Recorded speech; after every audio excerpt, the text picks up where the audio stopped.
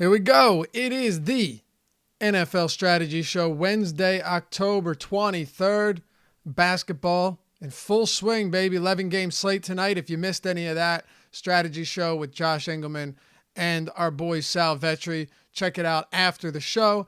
It aired right before us. They got you with an 11-game breakdown. And then, of course, I'll be with Adam Scher tonight, 5 p.m. Eastern time. The deeper dive is back for NBA purposes. But right now, football's still in, talk about full swing. We are at the midway point almost, Spags. And this week's slate stands out to me as one where I feel really good about it, which means things will probably go really poorly.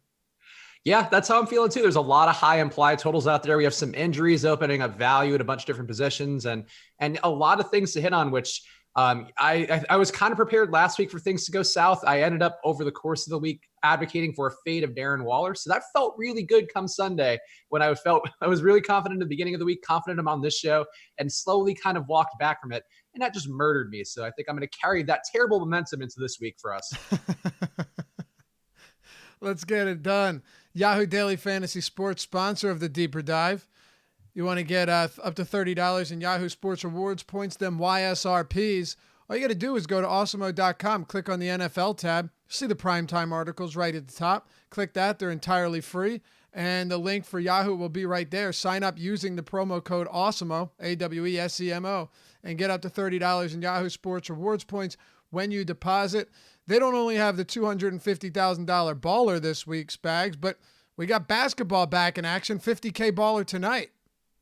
Yeah, a lot of advantages to take advantage of. I shouldn't have said the word advantage twice there. On Yahoo, though, a lot of the newer players, a lot of the season-long NFL and season-long basketball players kind of dipping their toes in the water, and that's where you try to strike when they don't know. Yesterday, Nicola Melli just went nuts. Alex talked about him on some of his content. You guys talked about him on the Deeper Dive. Also talked about him on Live Before Lock with Josh and Chris Randone, and these are the times you're going to have some advantage in those first few weeks just by having good projections and good data, and Yahoo is a great place to do that. That's right. We'll also get a link here in the YouTube chat, but if you'd like to do it now and you've yet to sign up, very simple.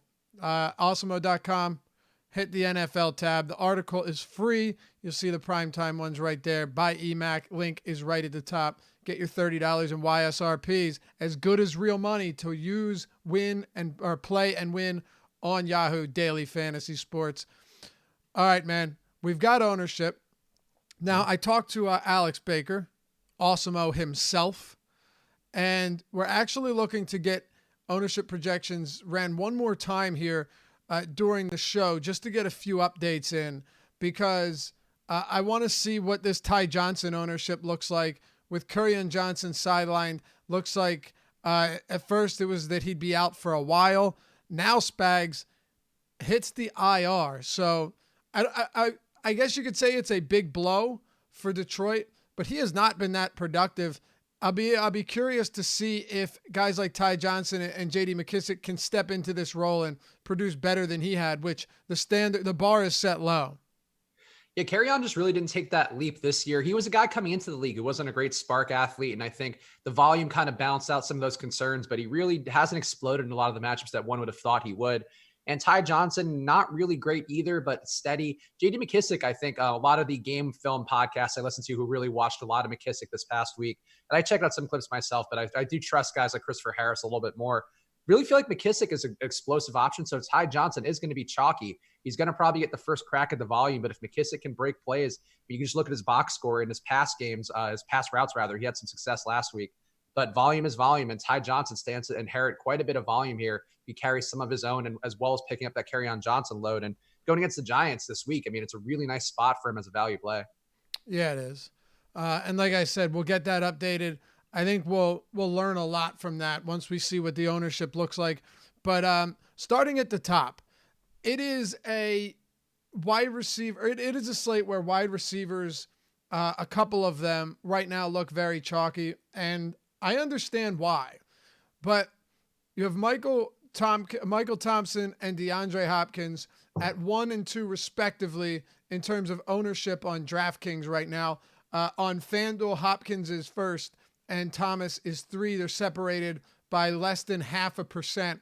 And then on Yahoo, it's a little bit different. You have to scroll a little bit to find those. But Yahoo, DraftKings and FanDuel right now, Michael Thomas going up against Arizona. Let's start with him because he's projected. And by the way, full disclosure, a little bit of a disclaimer to start, as we always do. This will change. Ownership will change throughout the week. We'll see it begin to get more accurate. But this gives us a little bit of an idea of what it's looking like early on. Michael Thomas is probably going to get shadow treatment from Patrick Peterson. And I don't know if he will. Pro Football Focus right now does have it as shadow treatment. Bold letters, all caps means shadow. Patrick Peterson returned after a 6-week suspension. And right now, as we see it, like I said, Pro Football Focus will go off of what they have as shadow. I don't know if it will be because they move Thomas all over the field, but Patrick Peterson's also a guy that can pretty much move across the field as necessary. Doesn't travel into the slot all that much, but we still don't have news on Breeze either. Do you have interest in Thomas over Hopkins? Do you think they're both equally appealing this week? Because Hopkins going up against Oakland with Will Fuller sidelined is also very enticing. Yeah, I mean, look, I think Thomas is a very strong player. I think the thing with him, too, is that he doesn't need a ton of separation. So even if Patrick Peterson's covering him well, I mean, on the year, Michael Thomas only has 2.7 yards of separation on all of his targets, which isn't a lot for a player who's kind of regarded as an elite guy. He's got that big body. He uses it really well. He basically posts guys up, if we're going to talk NBA season, when he's out there running routes. And I think the fact that Teddy Bridgewater can't throw it deep, too. I mean, he did take a few shots at Ted Ginn last week, but for the most part, he's not a deep thrower. He doesn't like to take that risk. I think you're still going to see the ball fed to Thomas. I do think, though, that there is some risk that maybe, I mean, even if Kamara is not back, if you have Latavius Murray after coming off that really big game against Chicago, I think this spot could be one where you just want to lean on the run with him. And I mean, he saw almost 30 touches in that game. I think it's certainly possible that you don't need to do a lot against Kyler Murray in the spot because New Orleans really should get a lot of good pressure against them. They're pressuring at almost a 30% clip. Kyler Murray, a guy who takes a good amount of sacks, even though he runs around pretty well in the pocket. So I think this could be a game where maybe there's a little bit less scoring. And if Michael Thomas is going to be that expensive and that chalky, I'm not afraid to get away from it. But I don't think the Peterson matchup at this point is one that's, materially affecting. I mean, he's an older player at this point. I don't think he's a shutdown corner. Still a guy, though, who's going to make it tougher on Thomas for sure if he's going to be the chalkiest player on the slate. Yeah, I think so, too. I mean, DeAndre Hopkins, to me, both of these guys, Thomas has been more consistent this season. He's been more reliable.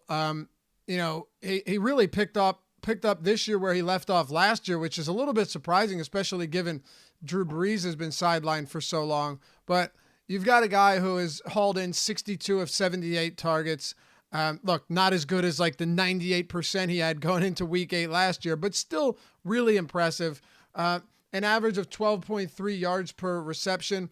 You'd look at that and say, okay, well, it's not amazing. That's pretty good for someone that's targeted as often as he is by a game manager quarterback in Teddy Bridgewater. And to point something else out, I really do like DeAndre Hopkins this week. I anticipate myself having a large quantity of DeAndre Hopkins, but DeAndre Hopkins has an average or yards per reception of 10.4. And the reason that is so really wild, Spags, is because we've seen many instances where this team has really, really struggled to get him the football. And I don't think this is something that continues throughout the season. I wouldn't be surprised if, we see him put up a handful of big games and we forget all about the misfortune from earlier in the year. But it did stand out to me a little bit for someone as good as he is that they'd struggle that much to get him the football. Yeah, I mean, I think the matchup is going to be better for Hopkins going against Oakland. Oakland's a team really doesn't defend anything well, giving up over 8 yards per pass for them, which is not a good number, one of the worst marks in the league. And I think the coverage units there, I mean, they've gotten hurt in the secondary throughout the year. They're not getting healthier like the Cardinals are. So I think if you wanted to split hairs like that, I think that's one other way that would put you on Hopkins. I think, too, the thing with like Stills and QT out there instead of Fuller, I think it kind of becomes a little more logical of a tree where it's like you have Stills running some of the deep routes, you have him spreading, you have QT working underneath, and then you have Hopkins outside kind of working that intermediary, whereas Fuller is kind of running a more diverse route tree. He's taking a lot of deep routes and getting most of those shots on the deep routes. He's still running kind of different routes, which I think conflict a bit more with Hopkins. So I wouldn't be surprised to see him just be fed the ball more. I mean, Fuller also takes more targets off the table than both Stills and QT probably will. So I really don't have an issue with Hopkins in this spot. I think really one of the bigger issues might be that Oakland doesn't keep it competitive. but I think we've seen every week they keep doing it. It baffles me how they were able to keep competitive last week with no Tyrell Williams out there, but Josh Jacobs and Waller keep getting it done. Derek Carr not making a lot of crazy mistakes. So I would feel more comfortable with Hopkins. I just think there's more ways that New Orleans can beat you, especially with that defense. I don't think Houston's defense is really beating anybody, and Oakland's feisty. So I would favor Hopkins as well. And I trust the fact too that it's going to get better for him. I think just not having Fuller out there. I mean, it's a volume. That's a lot of volume as well as a lot of end zone targets and a lot of deep targets going away. And I think that's got to go somewhere. Right. And that's where I stand on this as well. Do you think the ownership holds up on these two guys? I would say so. I mean, I think it wouldn't be crazy to see it drop a little bit because we do have some guys who are going to open up value. I think the thing too is actually you could see it go up because we talked about Ty Johnson. We haven't projected for very low ownership right now because it's not fully matriculated that he's got a better projection, I think, than whatever our ownership run had. But I think like if he goes up, I mean, or if Kamara is out again and we see Latavius Murray in there, like that's a lot of salary you're saving at running back. And I think people probably won't be paying up at running back as much. And you have to spend that money somewhere. So I think people would go to then Thomas or Hopkins based upon their preference, or maybe even try to get both in there. And that's going to, I think, be a pretty highly owned approach if we do have that really big value at running back. All right. So Julio Jones is also, and we're going to jump around a little bit here, but I always like to get a look at what we're seeing early on. And I think a lot of times you and I are, for people that might be building lineups earlier in the week, gathering data, researching, I think we can also find spots where we say, hey, that probably isn't going to hold, right? Like certain spots where you look at it and you have an inkling that it's probably going to change for better or worse. Julio Jones at 18% right now going up against Seattle. I mean, the biggest question here really is what's going on with Matt Ryan. Let's really dig into this for a second, though. Not only Matt Ryan, but the departure of Mohamed Sanu. Of course, we'll get into Emmanuel Sanders and Courtland Sutton in a little bit. And Spags heralded beyond the numbers. We'll do that at the end of the show. But do you think Ryan plays? And let's say he does. How do you see Mohamed Sanu's departure affecting guys like Julio and really more so Ridley and maybe someone that's going to work into the slot more now that Mohamed Sanu's gone? So the only guys who've run slot routes for Atlanta last week, at least, and I think this is true for the most part this year, was Sanu ran 30, Cooper ran 17 out of the slot, and then Julio Jones ran 8. So I think you would see, I mean, it's entirely possible to change. I know Russell Gage is a guy I've heard some people talk about. Justin Hardy, I think, currently projects to be the guy, according to at least most of the projection systems out there. He'll see more routes.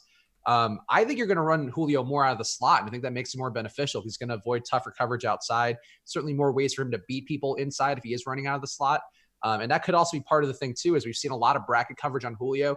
I don't know that it gets harder to bracket him if you are running him out of the slot, but I just think he's going to have a little more room to get those underneath routes and maybe move him outside just to keep different looks. I think that could be part of the logic here. But I would think it adds value to both Hooper and Jones more than it does anybody else. And, it wouldn't shock me if you saw Gage get in there or Justin Hardy out of the slot, but they haven't shown a tendency to do that yet. So I think that makes Julio a pretty appealing pivot overall, just the concentration of targets.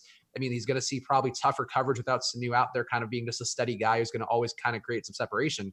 But Julio has seen, more opportunity or rather it's been better with the opportunity when he just gets more of it and just having more touches and just more time out of the slot.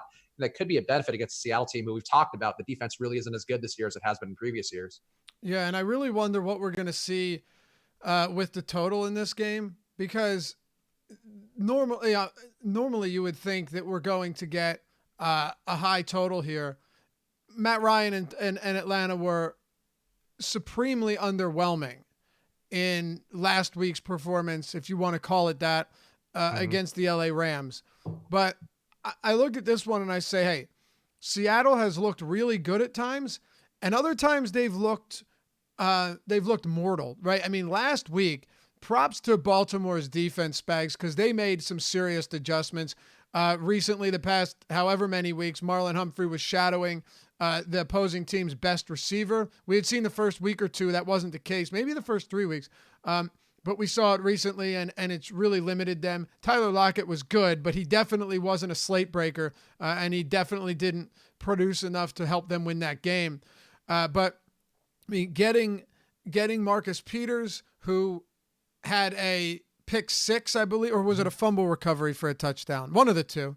Yeah, he had a touchdown. I don't remember. There was something we talked about on one of the shows. I think actually might have been Matt Harmon on the contrary. He was talking about Marcus Peters and his kind of gambling, and that's really the issue for him as a Rams cornerback is he gambled. That's my take, but no. I'm sorry. I should have assumed if it was a smart take, it came from you, not that bastard. No. It's not my take, but I've mentioned it to you a lot on the show. I think a lot of us talk about it, so I didn't mean it to come off like that. No. But, I just already heard it the last week, and every day blurs together, as you know, with these schedules.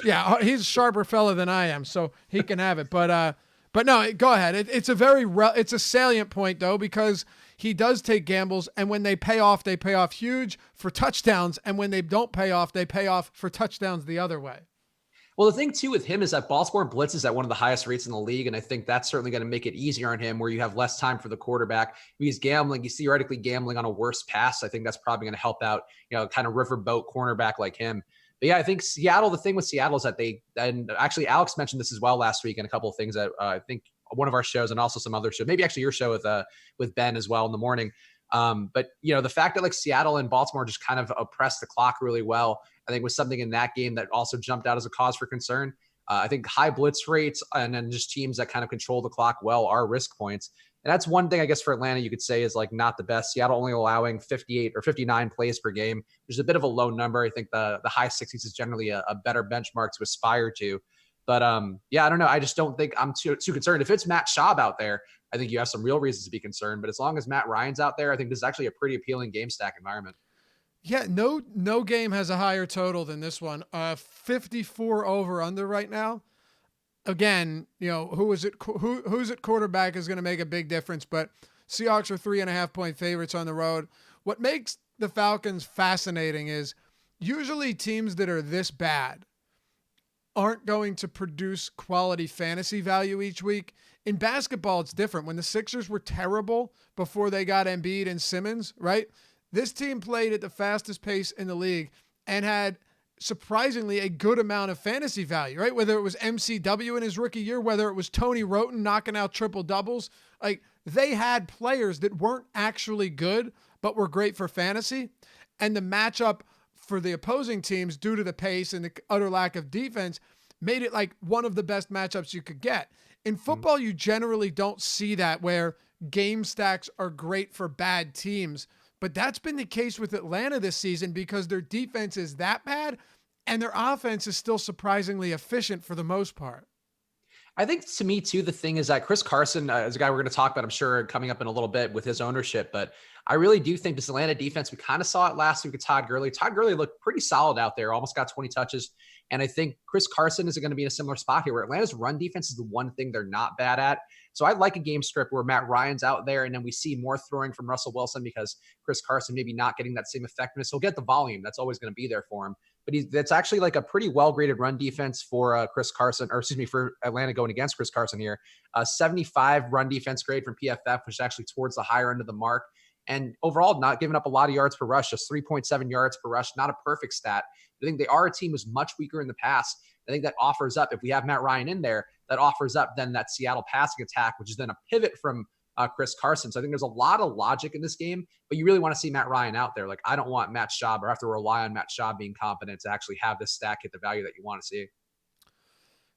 What are your thoughts on guys like Tyler Lockett? Right now, we've got him projected at 15%. And DK Metcalf, $5,000 on DraftKings. He's at 12.5% projected ownership right now. Meanwhile, Chris Carson, third highest projected player on the slate behind only Michael Thomas and Hopkins. He's at 21%. I think that ownership holds even at that price. He's seen such an immense workload that it's going to be hard to get away from him. Even in a pretty ugly loss that unraveled towards the end against Baltimore, he still had 21 attempts. You've now seen Chris Carson with 15 plus attempts in all 7 games this season, Spags, and 21 or more attempts in each of his last 4. So, I mean, there is a lot to like with a guy that gets this much work. We talk about it with Carson and Fournette and McCaffrey, but I think in the spot like this, I actually like this. This may surprise you. I actually like Carson more than Fournette, and he's $800 cheaper. So we talked a lot about Atlanta already. How are you approaching it? And you talked about it a little bit, but how would you be approaching it with Seattle? Which guys do you really like here, if any? I think the price on Metcalf isn't the best, but I do like the fact that he gets about 14 air yards per target. So he's getting targeted deeper down the field. He's a bit more of their home run threat, even though Tyler Lockett has historically kind of been that guy. He certainly gets deep looks as well, getting 1.9 deep targets a game, targets of over 20 plus yards. Metcalf getting 1.6 per game. So both those guys are getting deep shots. You could see both of them pay off pretty easily as long as they have to, as long as Matt Ryan's in there having to score on the other side. I think that's when you see the opportunity open up for Metcalf and Lockett in a more sustainable way, where you see that the 40 attempts kind of benchmark for Wilson. As you mentioned, Carson gets a lot of volume. So if they're ahead or if they're comfortably ahead of Atlanta and Atlanta just can't get the ball moving with Schaub in there, I think that's where it gets real risky, really dicey with Metcalf and with Lockett, or at least with both of them getting there at the same time. But if the game's competitive, like we hope with Matt Ryan in there, then I think that's sort of where it is. And I would really want to be with the field, probably above it on both Lockett and Metcalf and Wilson. And I think that's also, again, a nice contrarian pivot to Chris Carson. Even if you have Carson in some lineups, and just having a few that would have like Russell Wilson, Metcalf, Lockett, and then running it back with Julio or Hooper or some mix of those guys. I think that's a pretty appealing stack there if Carson's going to be owned and we know that Matt Ryan's in. Yeah, the only thing really that concerns me with a guy like Lockett is the lack of volume at times. And you're going to get a game here and there where he just disappears. It's hard to think it's going to be this one, but maybe it's possible that they just move the ball elsewhere. He's seen 5 or fewer targets 4 times this season, 4 or fewer in 3 games. You might say, oh, it's only like 3 of 7, 4 of 7. Yeah, but with a guy that's priced like a number 1 receiver, that is something you have to at least consider because, look, I said coming into this season, I really didn't think that he would be able to sustain the same efficiency he did last year because it was crazy. He was averaging a touchdown on every 7 receptions, which is just insane. How do you maintain something like that? I couldn't tell you, but he's been, once again, pretty impressive. Yeah, 7.1 receptions per touchdown. So a touchdown every 7.1 receptions last year.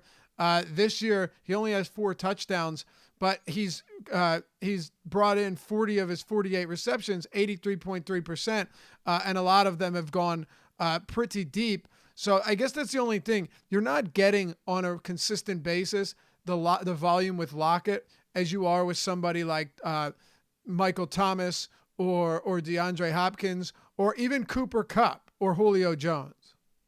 Yeah, he's running the routes. I think that's sort of the main thing. But I agree, you really do need Seattle for the most part to be in really competitive games where the run game is kind of stalling out. And I do think this particular spot could be one that opens that up. I think obviously with the Carson ownership though, you probably do have to have a good amount of him in there. But I think that there is an opportunity here where if we have Matt Ryan in there, you could see the scoring go up. And I think that's going to necessitate more Lockett. But I would agree, it's hard to maintain the volume or hard to maintain the lack of volume and success he's had. But he's doing it again. I mean, he's still got an 83% catch rate this year. Only getting 7 targets a game, which isn't great, but against Atlanta, that's more than enough to do damage. And even though we didn't see it last week, Jared Goff is really bad about throwing the deep ball. I mean, we talked about it on the show last week, and he continued to be really bad at it. He only had, I think, one completed deep pass to Gerald Everett last week. He also blew another one to him, blew a couple to Cooks. That's a situation where Russell Wilson is not going to screw up on those deep passes. So if they have to take them, I think somebody's going to get him, and I think that's going to be Metcalf or Lockett. All right. Christian McCaffrey. We've got him in the top 5 right now, not at his position, but overall. Second at the position, running back position behind only Chris Carson. Very, very, very intriguing spot at 9,200. Saquon Barkley, 8,900. And right now, let's see, he's coming in quite a bit lower, right? Yeah, Barkley's coming in around 7% against the Detroit Lions. That's pretty crazy, but you know what? It's hard not to love Christian McCaffrey every week. It's hard not to feel like he's the most reliable fantasy producer in the game. Not at his position, but overall, he's been remarkably consistent every single week outside of one against Tampa Bay. Actually, both games against Tampa Bay were his 2 worst games of the week. Give that run defense credit and their ability to some extent suppress pass catching running backs. But outside of that, he's been crazy good. something has to give here is how I see it. Is it going to be San Francisco's defense succumbing to a much better run game and a much better player than they've seen almost all season? Or is Christian McCaffrey going to get contained a little bit here going into San Francisco? I think it's a terrifying spot for McCaffrey. And we've talked about San Francisco enough times now. This defense is really terrifying to me to go against. They're also allowing opponents to run just 53 plays because they have such a high time of possession on their side. They're running the ball with great success on the other side of the field. I think that's really an issue. I think the low team total here also kind of an issue. McCaffrey has a really nice projection on him, which I think really probably one of the higher raw points projections I think we've seen this year. Actually might be the highest raw points one other than a quarterback we've had. And I think that's certainly, it's hard to argue the projections from Osmo. I mean, there is a reason he's a top player in the world. And, you should be going to osmo.com/join and getting all those packages in there right now, using that promo code NFL strategy right now to get half off your first month, because there is a reason that he wins so much money, and that's having great projections and also, being able to put them into lineups in a smart way. But I think this is a terrifying spot. Like, I think San Francisco is really good. I think if they shut down Kyle Allen, I think they can constrict McCaffrey. They've done a good job, according to DVOA, limiting running back touches by actually such a high amount that like my box on Excel doesn't show me it. So I have to actually unlock the sheet to do it. They are limiting pass catching running backs by 34%. So that's like they're, according to DVOA, they're decreasing their production by that much. Wow. Also giving up just 4.1 yards per rush. And the thing too with Carolina, like they've had some successes here, but that run blocking line hasn't been great according to PFF either.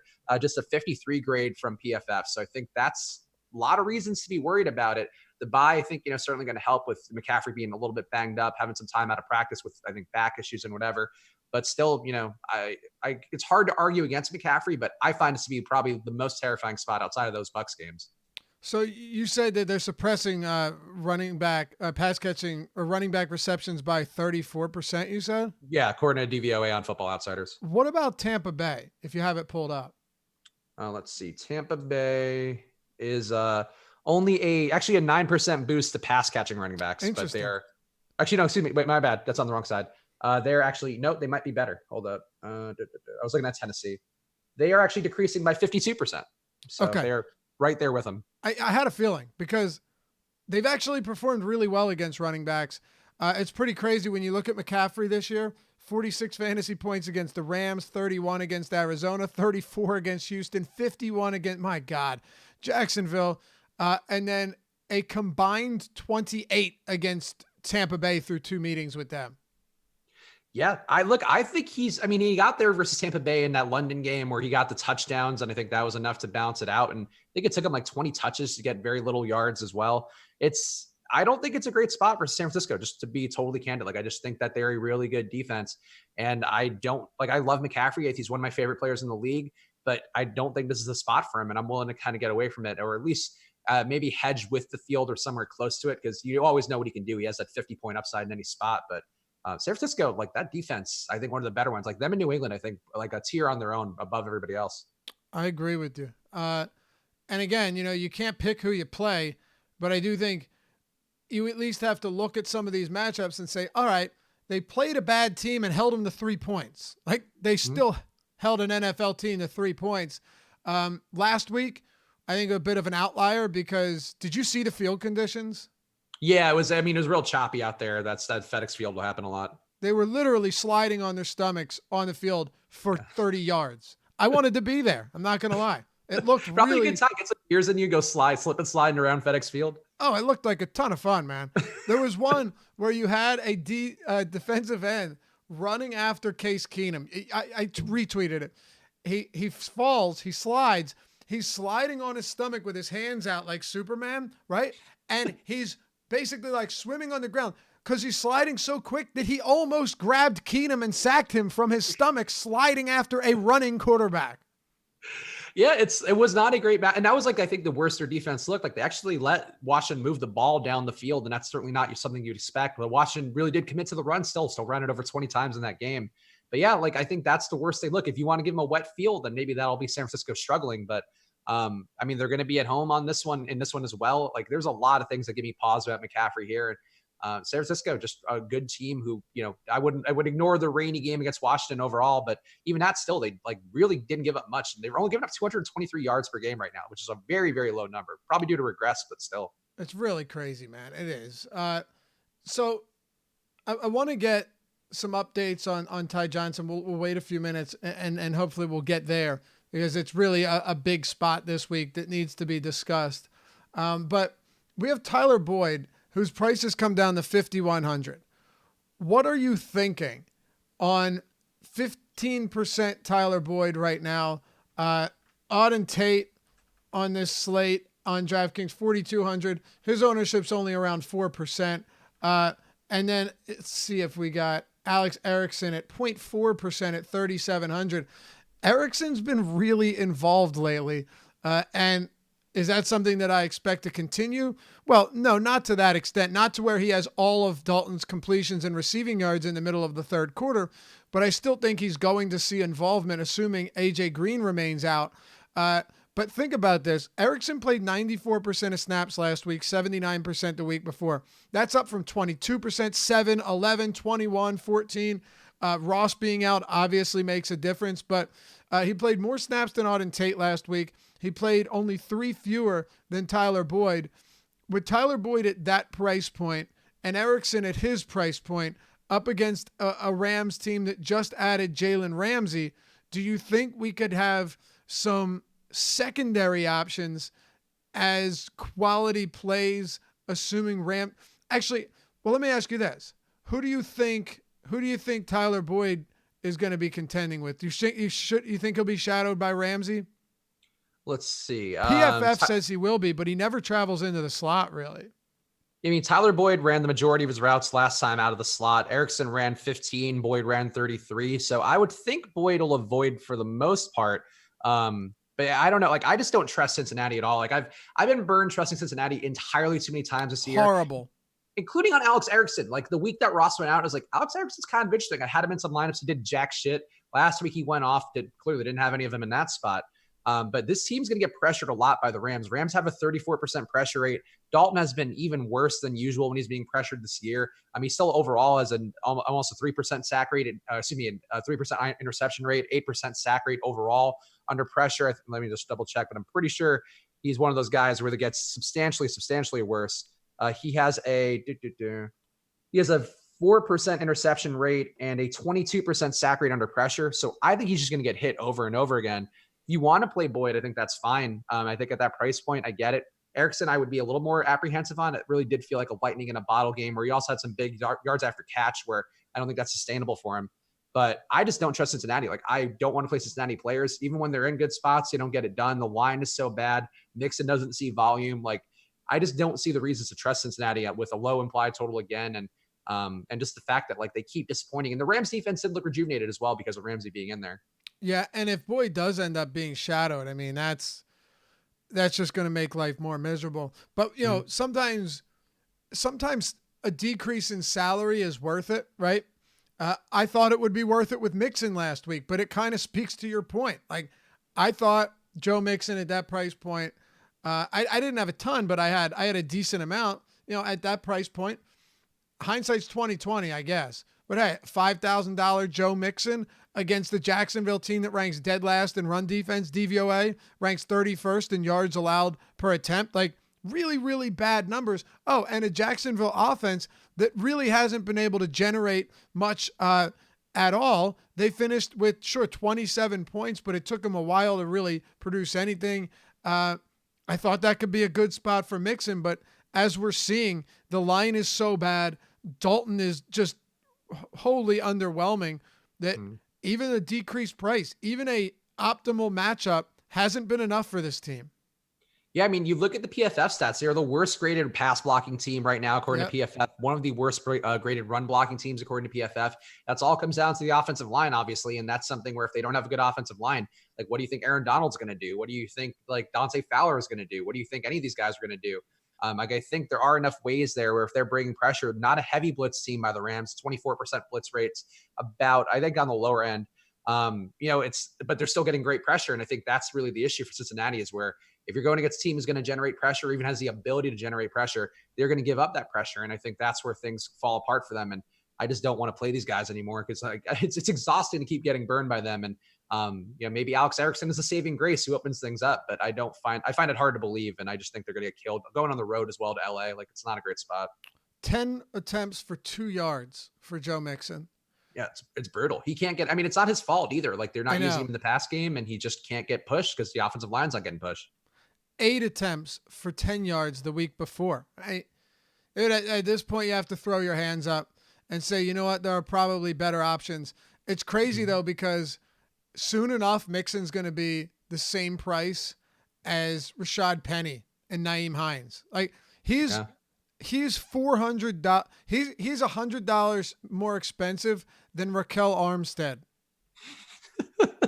It probably shouldn't be, but it's really one of the more precipitous falls from grace. Like Joe Mixon was a first-round pick, I think, in a good amount of leagues this year in terms of season-long fantasy. And yeah, at least an early second, at least. Yeah, and he was good last year. He carried up to, I mean, he had up to 25, 30 touches in games last year, and that's not how Zach Taylor wants to use him, and that's not how the offensive line is going to allow him to be used. But at a certain point, I'm sure the price point will pay off. I just probably won't be there because I'm fatigued of the Cincinnati team across the board. He's taken enough of my money. I'll tell you that much. Honestly, him and every other part of it. I feel like every week, like Tyler Boyd had the one good week as chalk, I think, versus Arizona. Besides that, it's just been like sometimes these guys just don't even show up. It's been disastrous, man. It really has been tough. Here's a fun matchup to talk about. A new little wrinkle in the league now that we've got some trades.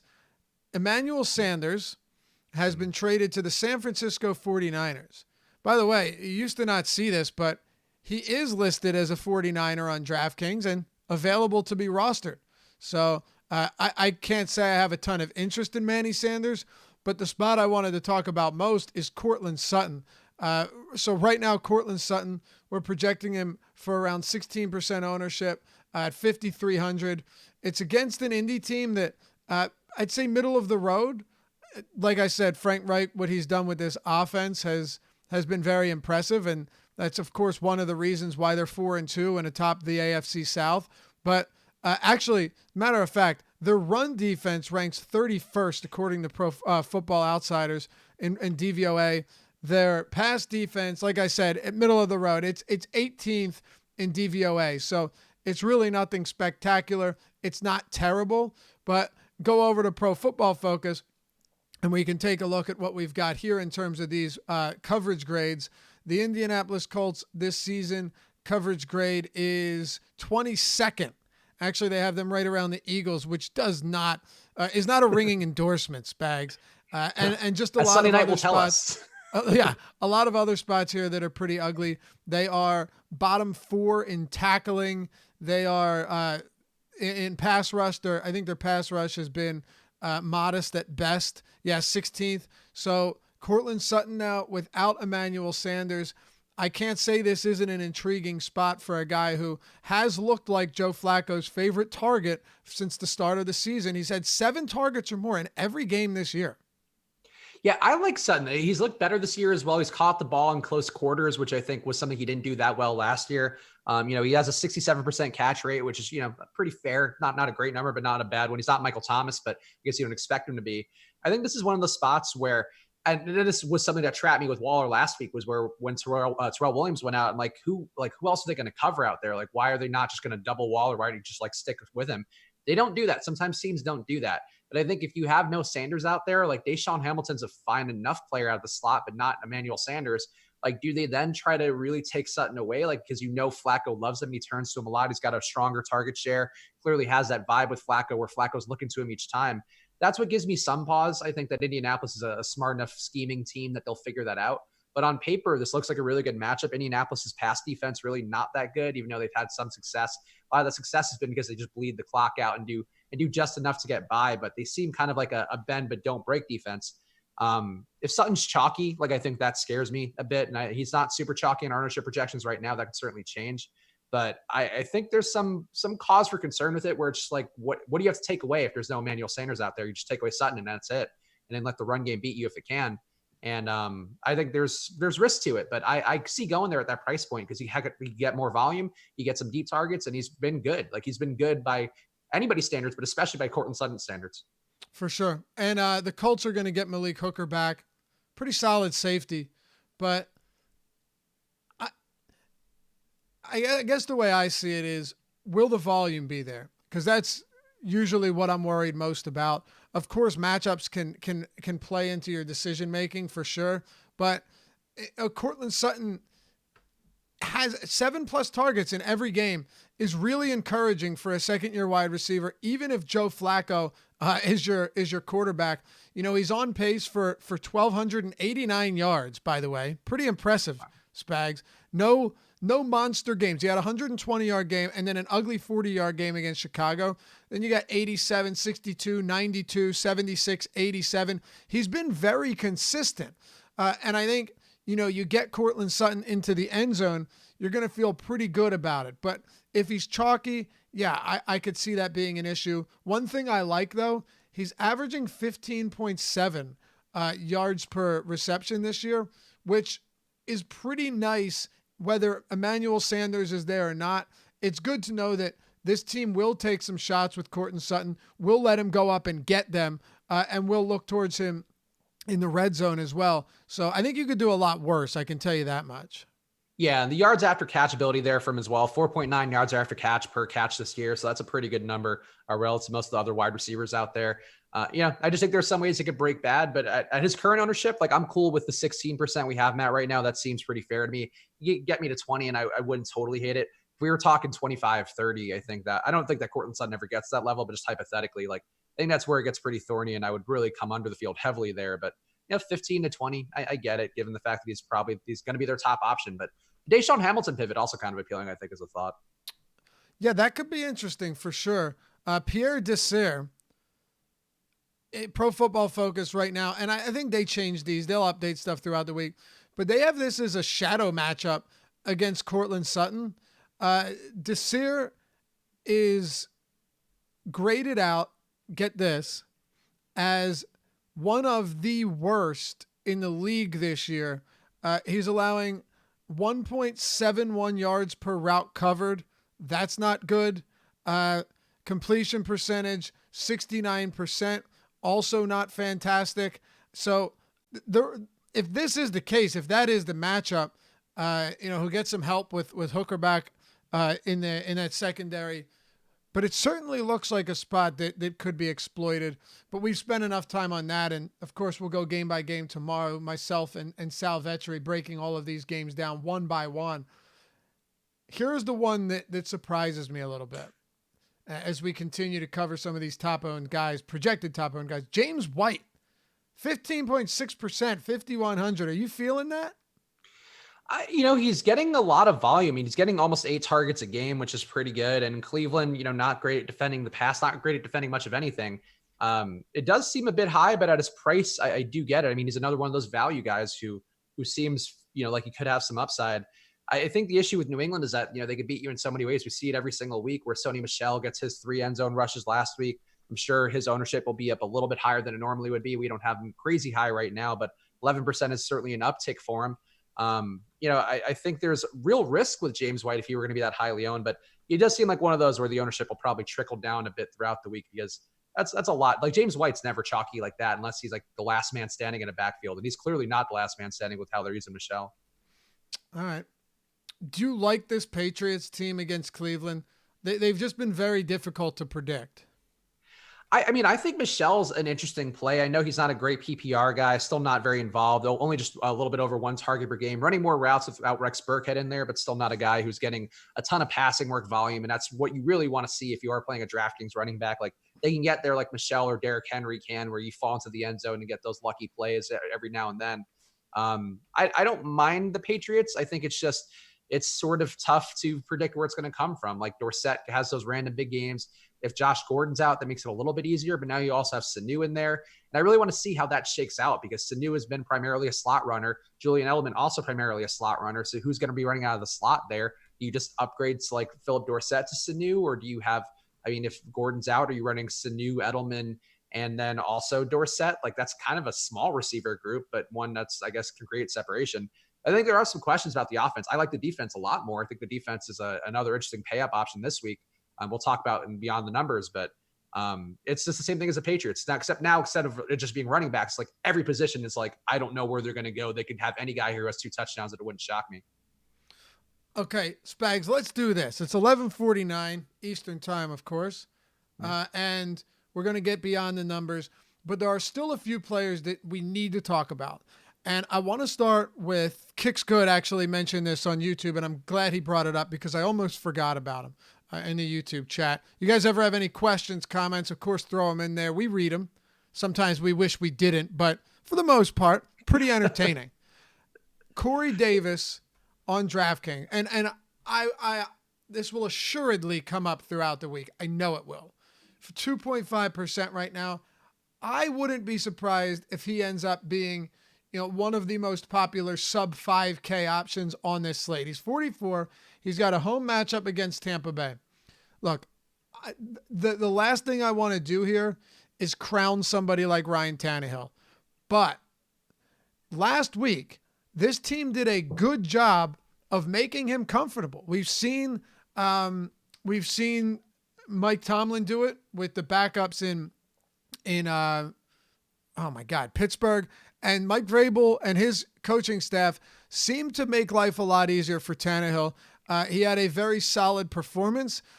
We finished with 312 yards, 23 of 29 passing, which is crazy. Only 29 attempts. He went over the 300-yard mark, averaged 11 yards per completion, 2 touchdowns and an interception.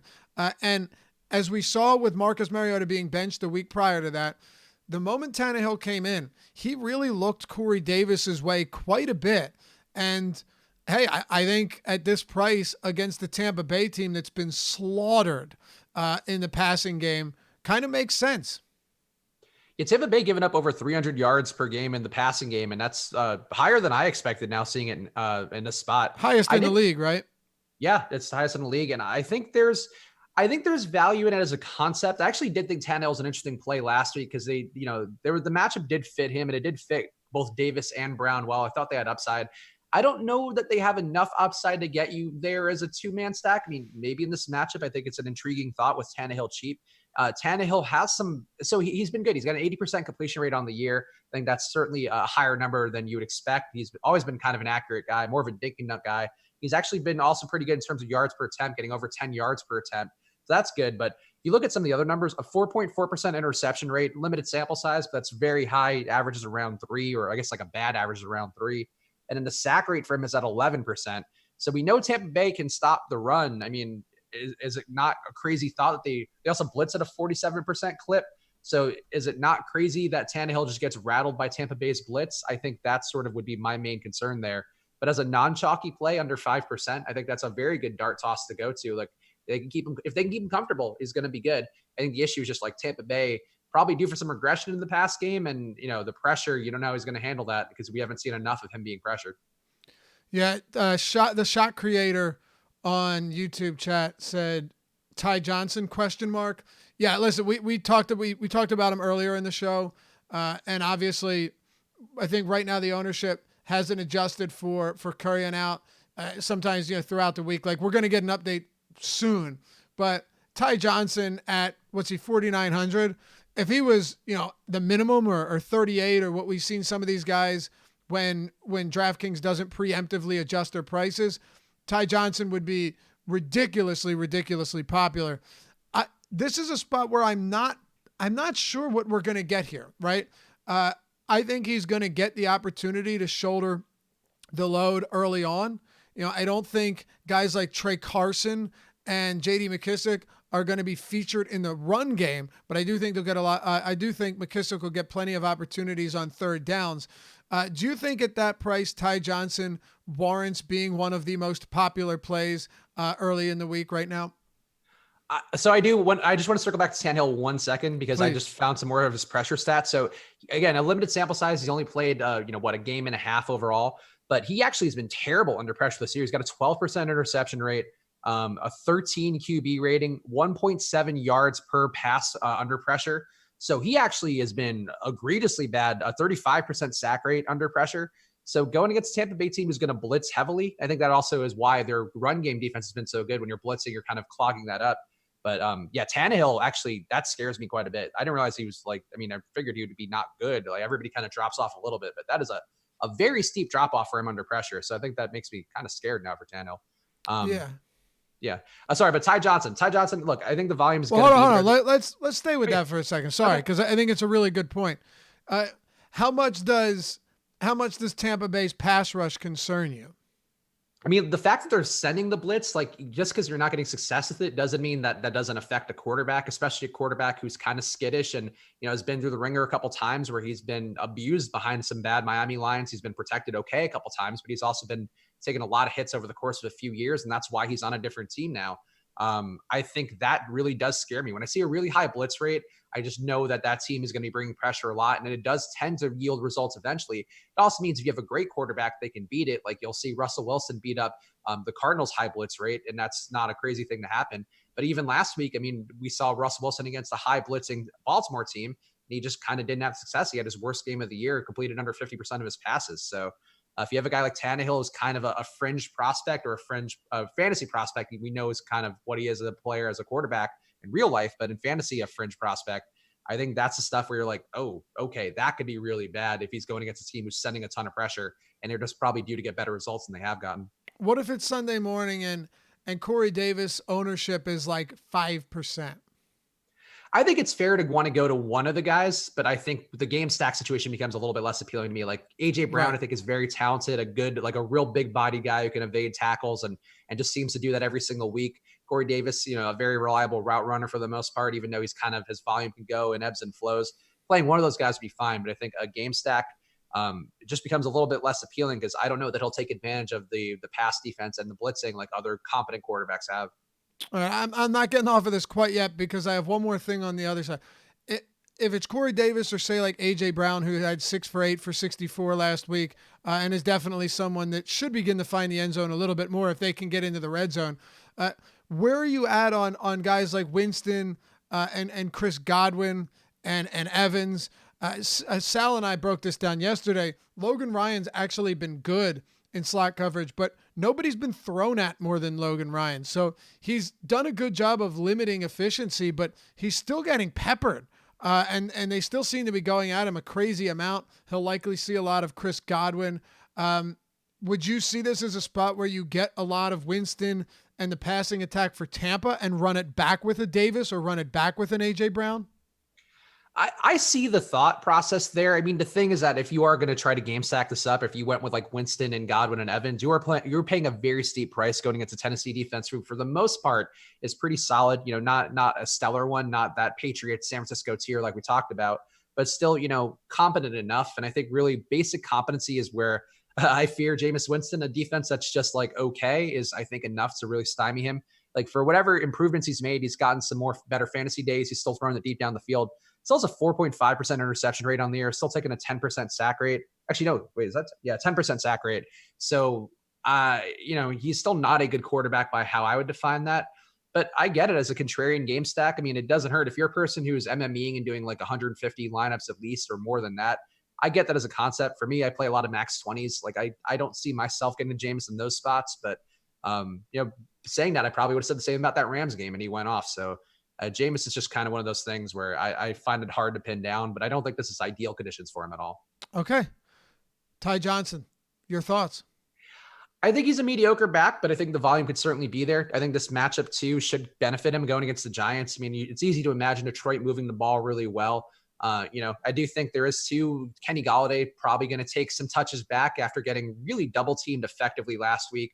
Xavier Rhodes was just covering Marvin Jones for the most part. I think he gave up all 4 of the touchdowns to Marvin Jones, which is not good for Xavier Rhodes, but is good overall for Detroit as a team. And I think that's going to help them out moving forward, where you should see, I mean, you're probably not going to key in on Golladay after you just saw the opposite receivers and Amendola have a monster day too.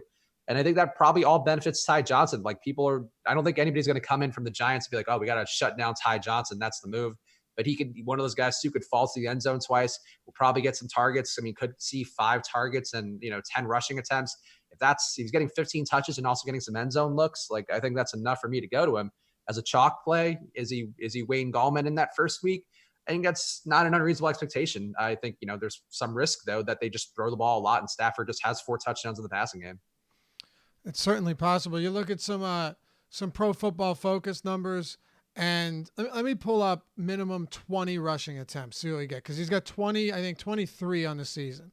So if there's anything interesting here, of course, it's a very small sample. Yeah. So not great early on. No. Yards per contact after attempt, he'd be 45th.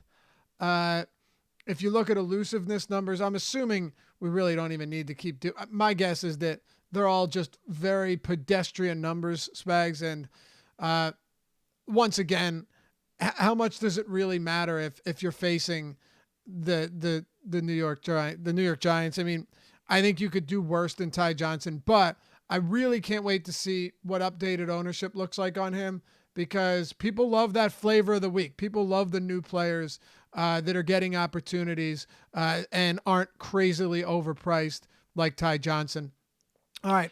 I think looking at the numbers now a little bit more, broken tackle rating 20.5 for MPFF, elusiveness rating 40.7. Like, he's just kind of a dude. But I think, again, the Wayne Gallman comparison is probably the best one to me, where you're stepping into a role with volume and you're cheap and you can fall into the end zone. That's probably enough. So I imagine if he were a chalky play, I'd be with the field on him and probably just take the value and try to find elsewhere. I think that doesn't, discourage you from going to different GPP builds, but mediocre is enough sometimes. And against the Giants, mediocre is probably more than enough.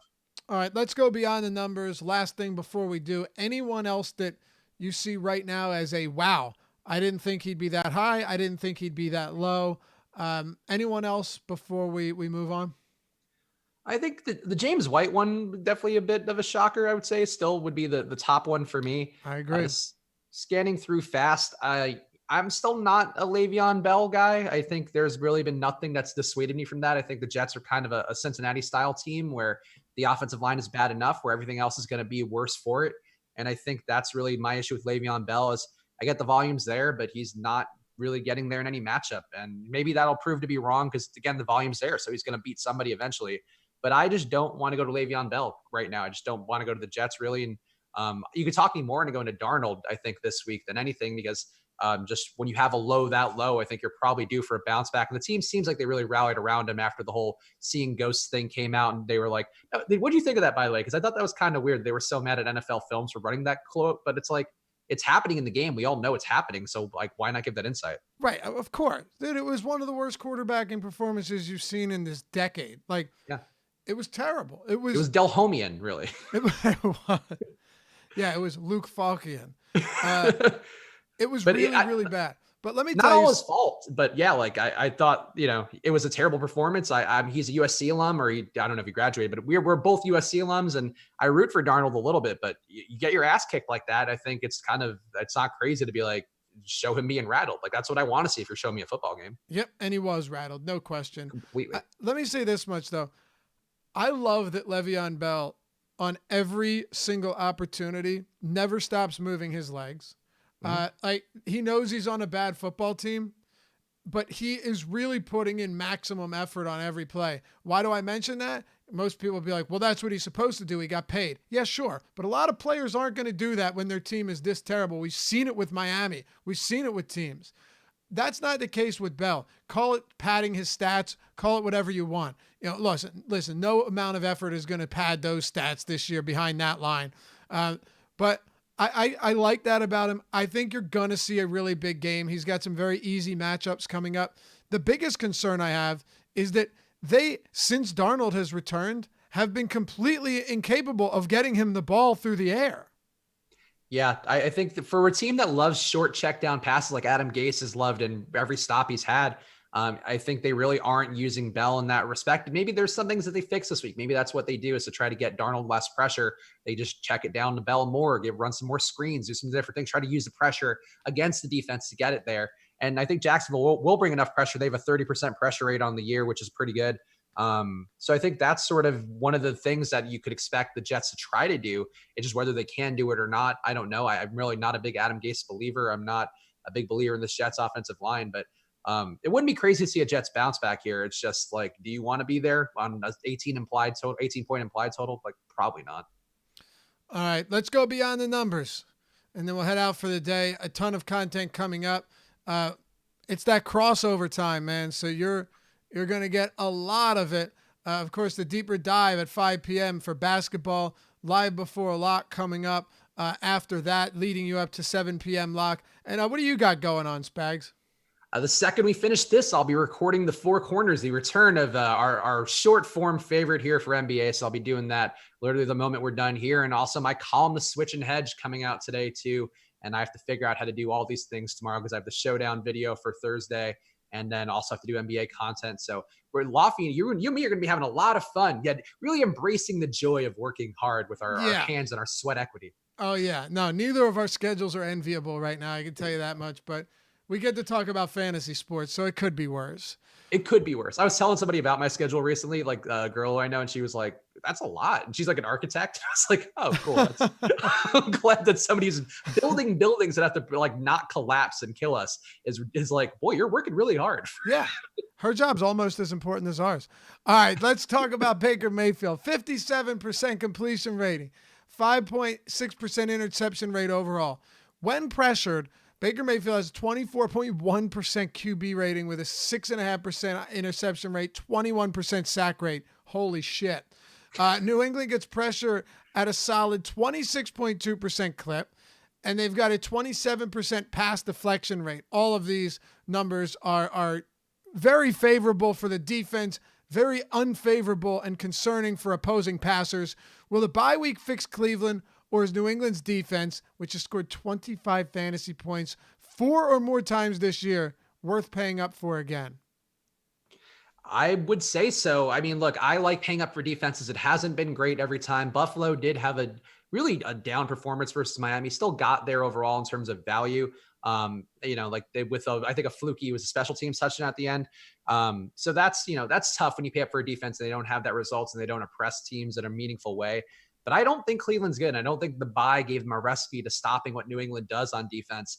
And I think I'm going to pay up for New England again. I hate doing it a week after I just got burned. Maybe that's the reason to do it is because people just got burned playing Buffalo as one of the chalkiest defenses. But Baker's been bad and they can't stop him from getting pressured. And New England just generates pressure and also going to help generate more pressure by just covering guys really well. So, I mean, you have the weapons out there. If you wanted, I get the idea if you wanted to go against New England's defense, it's kind of that really contrarian play where you load up on Landry and Beckham and hope it becomes a shootout like Cleveland has shown they can do. But on the road against New England, with New England showing a lot of pride every single game, I really am terrified of going against New England. And I think their defense is just a really amazing one. And it wouldn't shock me again if they put up 20 points. Dude, this is nuts. The Patriots rank 6th in non-quarterback fantasy points per game. It doesn't seem like that should be possible. That's crazy. 6th. It'll level out. I think that's it'll level out, but I just don't think it levels out in this matchup. Cleveland has not shown the ability to do that. Maybe Nick Chubb is the key here because they haven't really faced a running back who's Chubb is doing this behind a bad offensive line. He's been looking amazing and getting great yards after contact, getting great yards per carry, all that stuff. So maybe that's the recipe to stop New England and to keep them more honest. But if they don't get that going, I think the ceiling is very high for them. And I'm willing to pay the price and see if they get there, but probably not as much as I did with Buffalo. Right. Yeah. I think it's, if you can get there, you can get there, but also how much value is going to open up and how much do you feel comfortable rolling with? I think there are a few cheap players that I have enough interest in, and it might help me get to the Patriots. But now that the minimum salary is below 2K, everything is kind of shifted downwards in salary, which makes some of these defenses a lot more favorable to punt. And then it might be a little bit more difficult for me to get to the Pats. But let's talk about Kenny Stills, who ran 38 routes last week with Will Fuller going down early in that first quarter. Saw 5 targets, 2 of which were over 20 yards, resulted in 4 catches for 105 yards on the day. Against an Oakland team that allows 8.6 yards per pass and just hemorrhaged fantasy points, yards, and touchdowns to Aaron Rodgers last week. Do you think that Stills is a worthwhile low-owned value play at the wide receiver position? And if so, or if not, who do you prefer between him and Kike Kuti? So Stills, I mean, I was shocked by the ownership on Stills in this first run of ownership. And we talked about, these numbers do change throughout the week as, there's more hype, there's more whatever reasons why guys get more ownership. But Stills at under 3% ownership on DraftKings really jumped out to me. really seems like it should be up to at least 10% ish, but I think he's going to get more opportunity. We talked about the effect on Hopkins, how that's going to help him out, but Fuller's absence just leaves a lot of targets behind. And I think Stills is going to take a lot of those deep ones. QT, I think if Stills gained more ownership, would be an interesting pivot to both Stills and Hopkins. But QT, a guy who hasn't been terribly involved so far, can certainly be more involved. We saw big games from him last year, so maybe it's not crazy to go to him as well. But Stills, it seems like he's going to get the deep routes. And I think the deep routes are probably enough where Deshaun Watson throws a good deep ball, Stills runs good deep routes and has a good deep ball catch rate. And it's kind of as simple as it needs to be for me at another cheap guy who opens up that salary where if you go Ty Johnson and Stills, you're probably able to afford the Patriots a little more easily. I think so too. I like the passing game here. And I really don't have any concerns at all about this Oakland defense. If anything, having Fuller out of the offense just makes me that much more intrigued by it because, like you said, Stills is not expensive. QT is very inexpensive. Hopkins is expensive, but I feel pretty good about getting there on this slate, especially given that when you look at defensive performance this season in the run game, Oakland's run defense has been middle of the road. They've been, I guess, towards the bottom. For some reason, I thought they had been better. I don't know why. They're getting decent results, 3.6 yards per rush, but grades, they're pretty bad across the board from, I think, every site. Yeah, that's actually, they're 11th according to Football Outsiders. But, yeah, they're 25th according to Pro Football Focus. I don't know. It does kind of feel like, at least from watching the games and looking at the yards per rush, like you said, yards per game, that they've been carved up a lot more in the passing game than they have on the ground. And why not? Carlos Hyde's been good. Duke Johnson's not getting opportunities, but I think you can exploit them with the pass, and that's probably what they're going to do. But yeah, Oakland allowing only 86.7 rushing yards per game. That's the fifth fewest in the entire league. So I don't know. Until we see them start hemorrhaging yards, I'll assume that they're okay, at least middle of the road. Yeah, I mean, or it's just a matter of choice where they're like basically playing Oakland as like a choose your own adventure book and everybody's choosing the pass. I think that's logically that makes sense. Like this also looking at it now, like this is a very logical game stack to make too, where you go Watson, one of Hopkins, one of Stills or QT, and then run it back with Waller. Like in terms of the ownership, it doesn't look like it's one that's terribly owned yet, but based on the ownership for Watson and Hopkins and Waller, just adding in one more receiver on the Texans probably makes it very logical. And we saw last week with, again, like you mentioned with the Packers, where every single player was an option to throw to on pretty much every play. And that's what we could see here against Houston. A Houston offense, I'd say, is better in the passing game than Green Bay is overall. Steve has a quick question. He said, I know we touched on Baker for a moment, but can we drop him and just stream quarterbacks? Quick seasonal question, but what are your thoughts? Let's see. Let's look at the Browns schedule because I think that'll be a little bit more informative. Yeah, I mean, you made the investment in him. I think that's sort of the issue is that now you probably, I don't know. Like I believe in cutting bait early enough. Like I cut bait on Jameis Winston after week 1, which was too early, but I was like, fuck it. There's other guys I could get in now. I'd rather get there. You cut him in week 1? I did. Oh, God. I saw what I saw. I only paid $1 from him in auction. So I was like, whatever, I'll find somebody else. He's got a tough couple weeks coming up. He's got the Patriots and the Broncos, then the Bills. The Steelers, not a cake matchup. Then he's got the Dolphins. So that's going to be in a couple weeks. And that's right when you need a playoff push. I would try to bench him if you could. He's also got the Bengals and the Cardinals in the final kind of playoff weeks. And then he closes out with the Ravens and the Bengals again in week 17, which week 17 is not going to matter to you. Yeah, I don't know. I wouldn't be afraid to cut him right now and then pick him up like maybe before that Bills game. But it's tough. Like it's what's your emotional investment in the guy? And I wouldn't want to play him the next few weeks, but maybe he bounces back against New England and we look like idiots for saying this on a stream. It's possible, but I highly doubt it.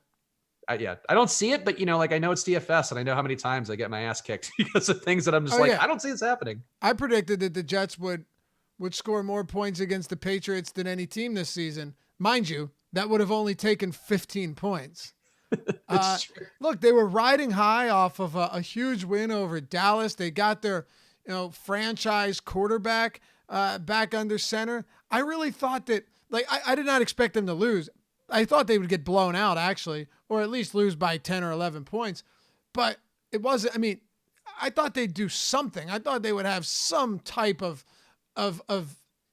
effort maybe, and I'm not saying I believe in momentum, but that defense is actually not that bad, by the way. That Jets defense is not that bad. They held Brady to 4 straight punts and an interception, and Darnold turned it over 5 straight times after that. So, what are you supposed to do if you're the defense for the Jets? Yeah, I mean, if you're the defense for the Jets, I think you're probably just ready to call it a season already. I think if you're the Jets in general, like, it's just been one of those years where, I don't know, you have a coach like Adam Gase. I feel like it all trickles down from there. And no Todd Bowles either. We've seen what Todd Bowles has done with Tampa Bay. I think you're gonna see a bit of a downturn there at least. But I don't know, man. I really hate being like these middle of the pack defenses, because like they could have decent moments where you're like, oh, they're all right, or they look passable, but the ones, that's why I cherish the ones that are good. Like even Buffalo, really maybe a bit of a paper tiger, like we saw versus Miami, but the Patriots and San Francisco just on a tier of their own this year in terms of like making teams look like completely different teams. For sure. Yeah. 3.3 yards per attempt against the Jets this season. That ranks 31st in the league. That run defense has actually been very good. Yards per completion, 7 yards allowed. That's the 10th fewest. It's actually tied with the Chicago Bears. And you're with the Vikings, Panthers, Broncos, Bills, Niners, Patriots. They're grouped in that category. So I'm just throwing it out there. When you look at this Jets team being bad, keep in mind the defense has been given horrible field position to defend, and they've actually not been terrible. So just, going forward, don't always look at these being lock spots for opposing offenses. Even that Eagles game, it was almost all defensive work for the Eagles, putting them on the board. So just food for thought. All right, Spags, last one, and we out. Todd Gurley, we're saving this for here. I'm sure people wondered why we haven't discussed him yet. He projects for low ownership again, despite having the top implied points matchup against Cincinnati. A Cincinnati defense, might I add, that allows 5.2 yards per attempt, 189 rushing yards per game, with just 60 run defense grade from Pro Football Focus. They've now allowed 200 plus rushing yards in 3 straight games and 4 of 7 on the season. Gurley had 19 touches in his return to the lineup last week against the Falcons. And other than his bad offensive line, he's been comparably good as he's previously been. So is he worth his price tag, or is this more of a Jared Goff week? And really, I'll throw this in there.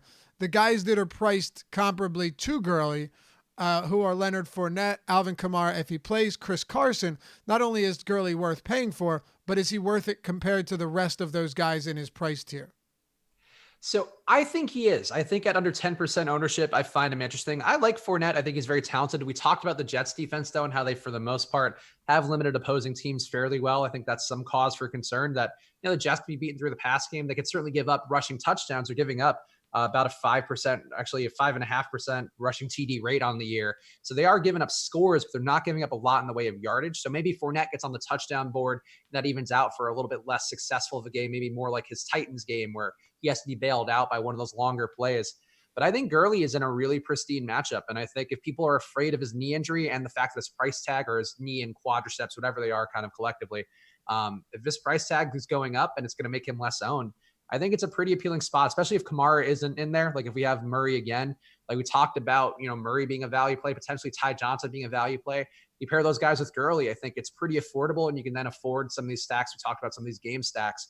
I like Gurley quite a bit, and I imagine I will be significantly over the field on him and then be very regretful when he goes out with a knee injury in the first quarter. It's just how it's going to be. And Jared Goff's going to throw 5 touchdowns, and I'll have none of him. Oh, no question about it. Yeah. All right. So this will be we'll leave you on this question.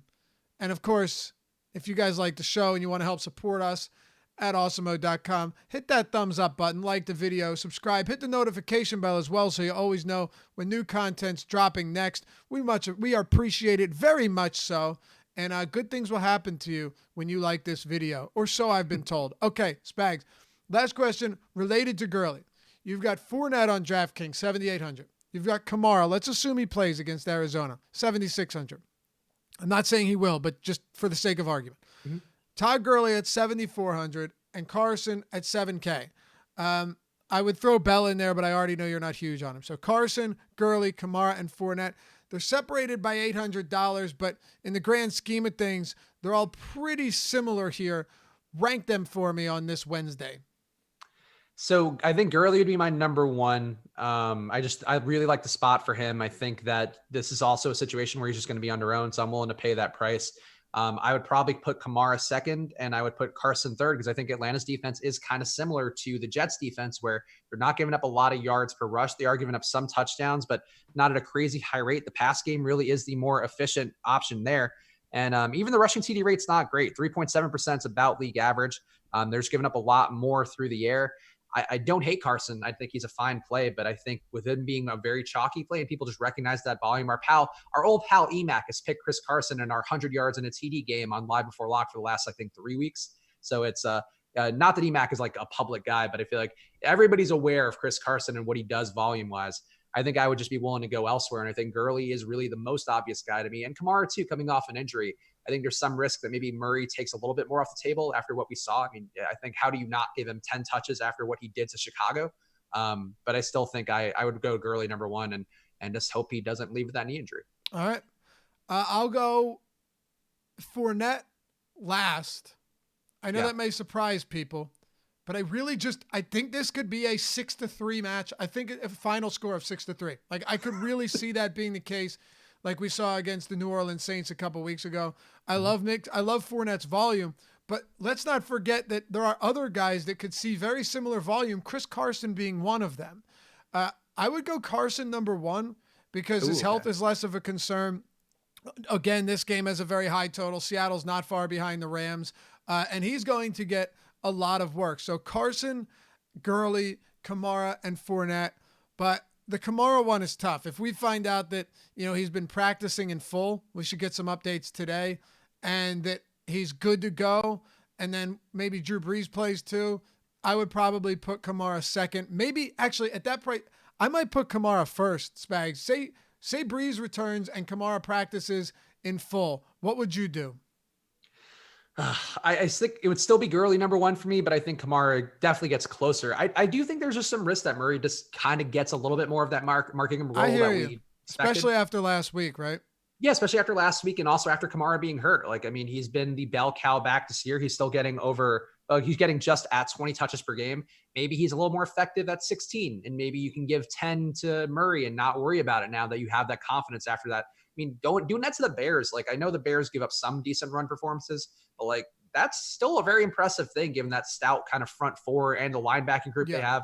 So I would be a little bit apprehensive about that, but I agree for the most part. I think I'm probably underrating Carson a bit because I'm into the pass game for Seattle and into that as a concept.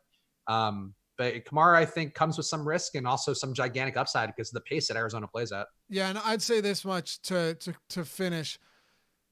The Cardinals this week, the Saints are 9.5-point favorites. They should win this game handily. And even if Kamara is active, you could very much see a 50-50 split because they don't need to use him as much as they will in coming games. Like the Falcons, you might say, the Falcons are terrible. They are, but it's a divisional game and these teams play each other very close. Then they're at Tampa Bay against the Panthers. They've got 4 straight. That's crazy, dude. They got 4 straight divisional games coming up. Wow. Huh. Probably want to breeze back for that. I want to get off the Teddy Bridgewater train as soon as possible. Yeah, you're starting to get nauseous. You need to get off. Find a trash can. That'll do it for us. Take us out, Spags. Yeah, thank you guys for watching. Hit that like button before you go. Also, thank you to Yahoo Daily Fantasy. Of course, go check out the promos we have for there. Use the promo code AWESEMO or check the link that we have on the homepage in Emacs articles. It'll give you an easy way for you to get $30 on YSRPs, Yahoo Sports Rewards points that are just as good as money. It can help you play all the contests on there. And we do advocate playing on Yahoo quite a bit because it's an easier field for you to win with. And also go to awesemo.com/join. Use that promo code NFL Strategy for half off your first month, or find the Express pack as low as $3.95 a week. Got a bunch coming out. Also, a ton of NBA content on there as well. So just get the All Sport package and use the promo code for half off your first month. And check out all the shows. Lofty and I have too many shows to even mention, but check out the deeper dive later. Check out the Four Corners coming up in a little bit. Switch and Hedge article coming up on the site for NBA. All the NFL content. I'm tired. Let's call it. Hit the like button. Let's call it quits. Oh, that'll do it, man. Hey, I asked you so I didn't have to do that and wear myself out. I hoard myself out about as hard as you can for 3 minutes there. If I were paid solid, like man. An actual hoard, that'd been an hour of sweat equity there. Very solid stuff. As always, Dave Lockwood, Chris Spagg signing off. We'll see you back here tomorrow with a game-by-game breakdown on the NFL Strategy Show, presented by none other than Yahoo Daily Fantasy Sports.